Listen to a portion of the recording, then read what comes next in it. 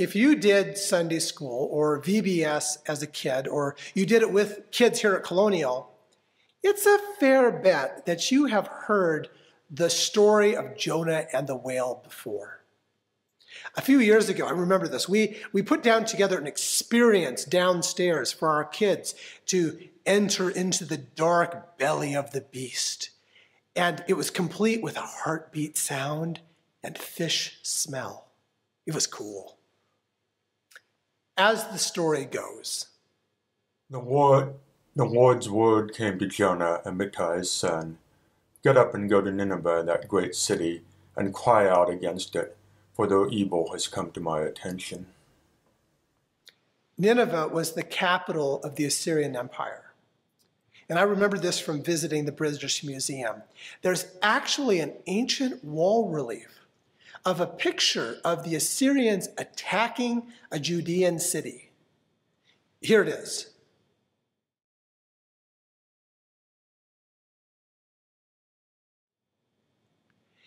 It might be a little hard to make out, but this is an ancient picture from Nineveh of an attack that they made against the city of Lachish. It shows multiple images of Judeans being impaled, and there are these stacks of Judean heads, yes, disembodied heads, because the soldiers of the Assyrian army were paid by the number of heads that they turned in. It was a brutal time of war. For Jonah's people, the Judeans, it was a war of survival against an enemy nation whose goal was nothing less than the complete destruction of the nation of Judah. No war in history has caused more death and destruction than the Second World War. It also was a brutal time of war. Nazi Germany's goal was nothing less than the complete annihilation of Jews. And these United States, they came together with a common purpose to resist this evil. So what was, during, not basic training or anything, but during your time in Olathe, what was your favorite thing about being in the Navy? The fact that I was involved in a wonderful organization with wonderful people who were very efficiently fighting evil. And they weren't misunderstood or whatever flop it is these days. They were evil. And it was, it made you feel as though your existence had a reason. Dorothy's generation came together to resist an evil that was an existential threat. The United States was and is a nation of immigrants, diverse. The need to come together in common purpose was so great that this nation made a decision to include women in the workforce, something it hadn't done before. To include African Americans in the military and in new areas of the workforce.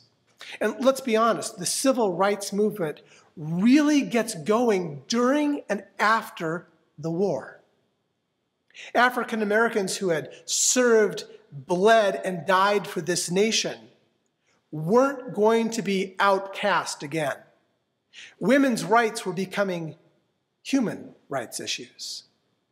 75 years later, we still have a way to go, but justice will be done, and soon. So with all the hate and the brutality between Judah and Assyria, you can understand why Jonah was not nuts to be on assignment and then to go into the capital Nineveh. And while there, to tell them that God was going to destroy their city in 40 days if they didn't end the war. But after God making Jonah's duty very clear in the belly of the beast, Jonah decided to carry out his mission. Now Nineveh was indeed an enormous city, 3 days' walk across. Jonah started into the city walking one day, and he cried out, "Just 40 days more and Nineveh will be overthrown." And the people of Nineveh believed God. They proclaimed a fast and put on mourning clothes, from the greatest of them to the least significant. When word of it reached the king of Nineveh, he too got up from his throne, stripped himself of his robe, covered himself with mourning clothes, and sat in ashes. So if you were thinking that the story of Jonah and the beast of the belly sounded like a tall tale, it's got nothing on this. This would have been like an American walking into Berlin in 1942 and yelling out once to anyone who would listen, "You're all going to lose, and Berlin is going to be destroyed." And that rather than that person being shot or arrested, Hitler decided to call off the war, repent, and apologize. The fish story actually sounds a lot more likely. But that's the way this story goes. Our nation is divided, and it's hard to imagine this nation coming together in common purpose in any way even close to what Dorothy's generation, those who founded this church community, the way that they came together. There's so much anger, threats of civil unrest, war even. There are those today who are thrilled with the results of the election, and they can't wait to strike back at their enemies. And even though that things went the way that they wanted, they want to see their enemies suffer in their defeat. Jonah saw God forgive the Assyrians, but Jonah thought this was utterly wrong, and he became angry. He prayed to the Lord, "Come on, Lord. Wasn't this precisely my point when I was back in my own land? This is why I fled to Tarshish earlier. I know that you are a merciful and compassionate God, very patient, full of faithful love, and willing not to destroy. At this point, Lord, you may as well take my life from me, because it would be better for me to die than to live." The Lord responded, "Is your anger a good thing?" Is your anger a good thing? Jonah went outside of Nineveh and he pouted. He truly wanted God to wipe the Assyrians out. Instead, Jonah saw God's mercy and compassion, and it made him angry. After the Second World War, many of the veterans had seen the horror of war. Here's a small world thing for you. My grandfather actually flew with Dorothy's husband, Lynn. My grandfather fought at El Alamein and Normandy.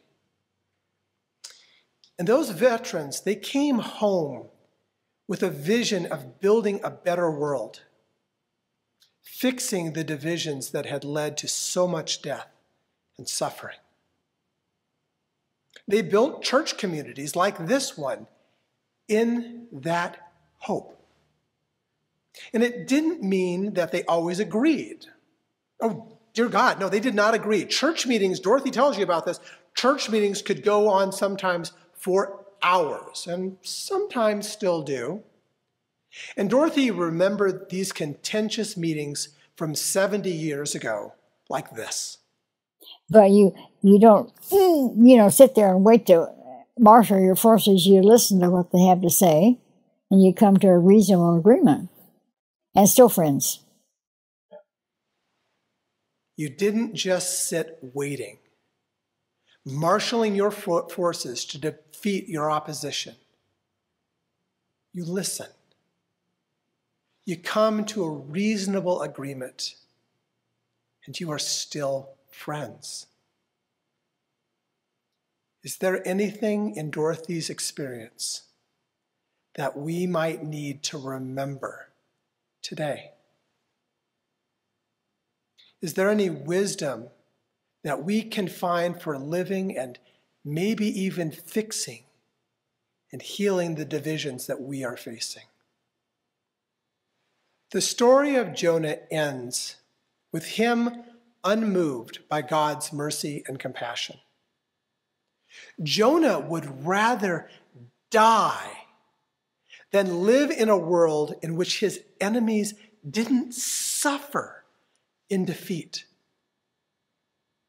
In the years following the Second World War, these United States made a decision to help our enemies rebuild.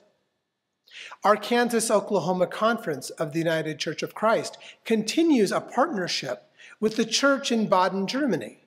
We actually had some people scheduled to go there in May, but, COVID. Today, the United States views Germany and Japan as friends, allies even. Dorothy's generation made a different decision from Jonah. They decided to listen and to find a way to build friendship. What will our decision be? How do we move forward now? This church was founded with the hope of it being an instrument of compassion, mercy, and justice. Whether you grew up in this church community or you have tuned in for the first time today, you can decide to be an inheritor of that hope, a hope that God places in front of every generation. Everything from the social media posts you make to your participating in our continuing ministries, our work together, it all matters. Each individual action can be made with the mind of Christ, with a hope for the healing of the nation.